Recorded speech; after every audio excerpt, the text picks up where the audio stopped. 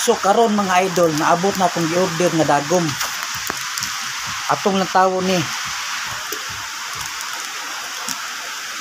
Dagom ni siya sa paratahi mga idol, sa makina mga idol.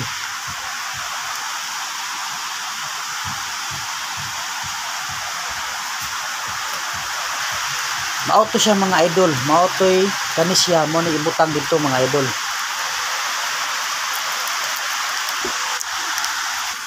So duwa ni siya kabuok mga idol, haraw.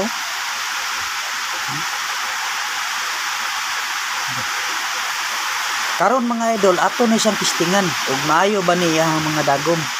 So by size sa mga idol, na ay 90, na ay 100, na ay 70, na ay 75.